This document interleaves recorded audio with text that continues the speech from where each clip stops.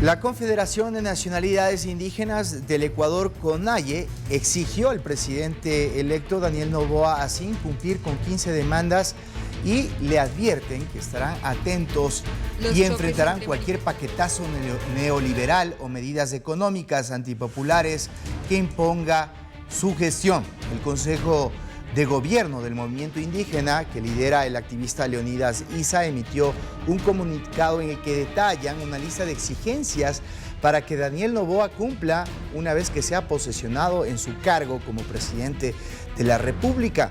La CONAIE divulgó una misiva con un paquete de 15 demandas prioritarias. La organización asegura que estos requerimientos son producto de las movilizaciones de octubre del 2019 y junio del 2022 y que los gobiernos de Lenín Moreno y Guillermo Lasso incumplieron. Teníamos previsto una entrevista con Salvador Quispe, quien nos va a conversar al respecto de este tema.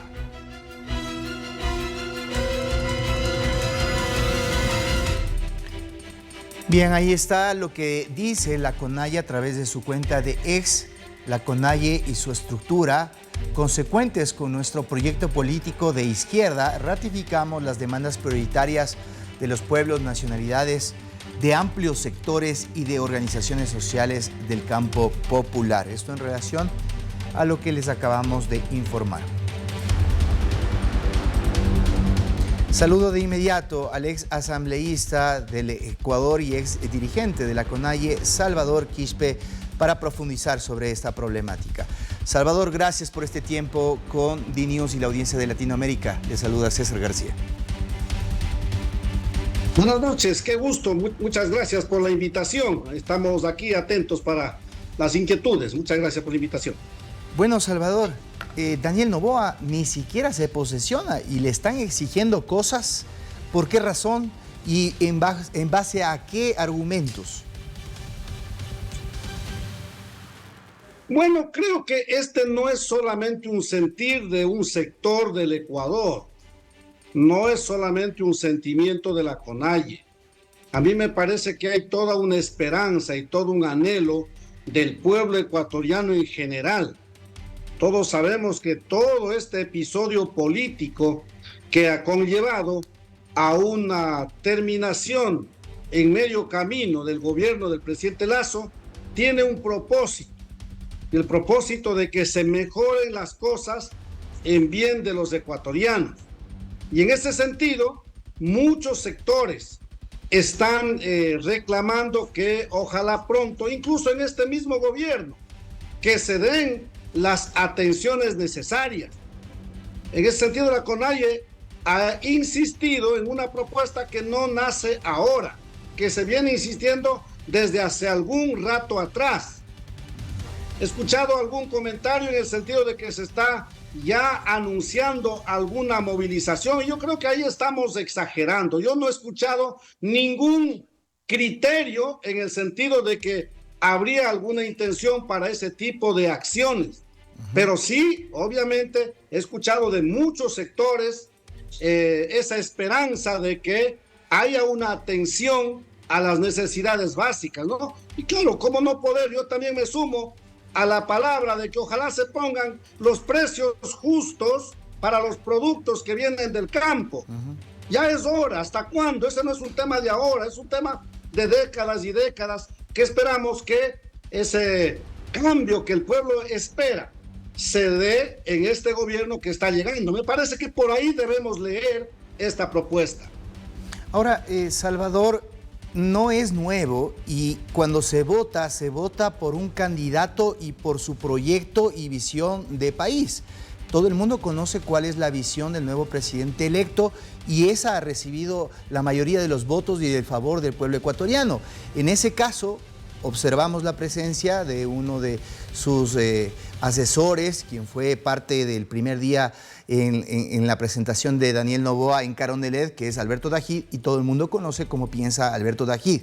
En ese sentido, ¿cómo esperar que no haya, por ejemplo, una revisión del tema de subsidios? ¿Y cómo van a reaccionar ustedes frente a aquello? Vea, cuando les conviene, hablan de terminar los subsidios. y cuando no les conviene, guardan un silencio sepulcral. No olvidemos que hay subsidios, en el caso de los combustibles, que también hay que revisar en qué nivel van esos subsidios.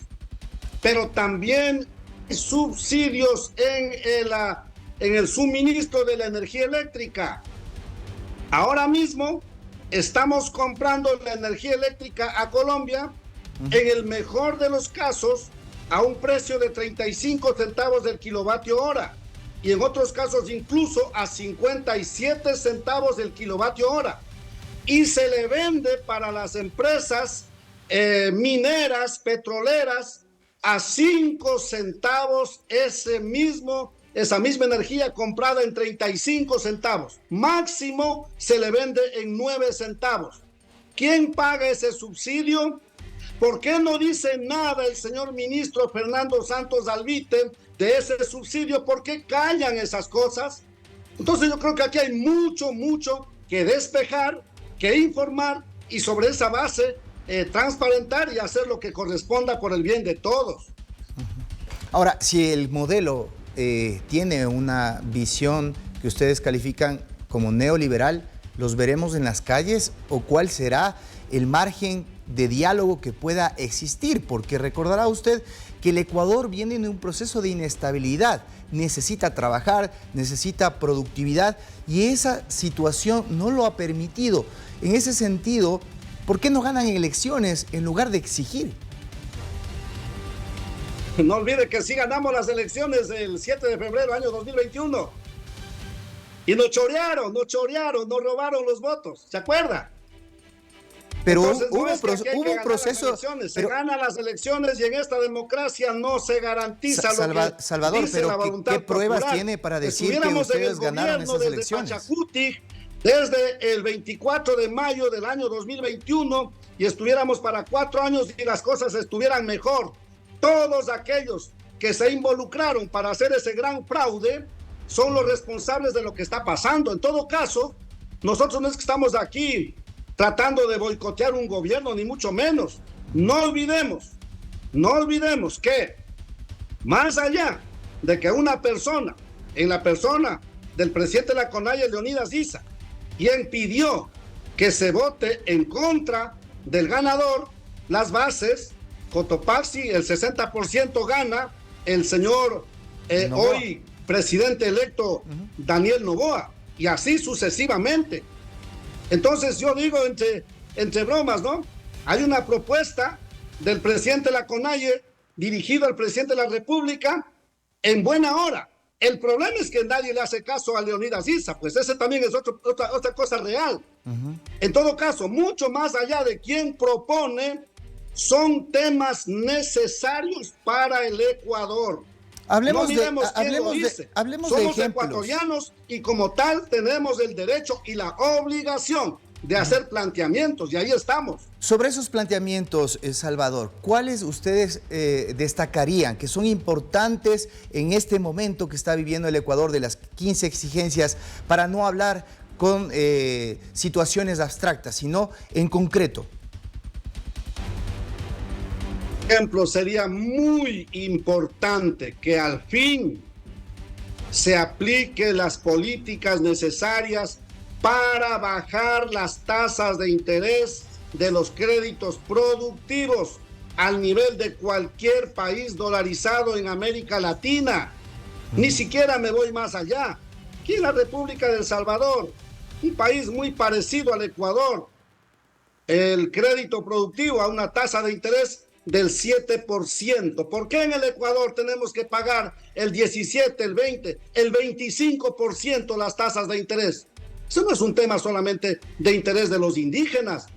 Estoy absolutamente seguro que toda la juventud ecuatoriana de Guayaquil, de Portoviejo, de Quito, de todo lado, mirará bien un crédito a una tasa de interés de un dígito, para con ese crédito poder impulsar sus emprendimientos y salir adelante con la producción y fortalecer la economía, fortalecer la dolarización, poder afiliar más a la seguridad social, garantizar más estabilidad al IES para que desde ahí atienda con las necesidades que tenemos los afiliados. En fin, esas cosas son las cosas elementales y no estamos pensando solamente para los de ponchito y sombrero, estamos pensando para los ecuatorianos en general. Bien, gracias, Salvador Quispe. Muy interesante este planteamiento. Estaremos atentos también a ver a cómo evoluciona y si es que prima el diálogo, y los ecuatorianos tenemos principalmente el tema de la seguridad, que es lo que está golpeando a todo el país, para luego también hablar de estos grandes temas que sin duda son deudas pendientes no solo de este gobierno, sino de muchos otros atrás. Que pase muy buenas noches. Gracias. Muchas gracias, siempre a la orden. Buenas noches.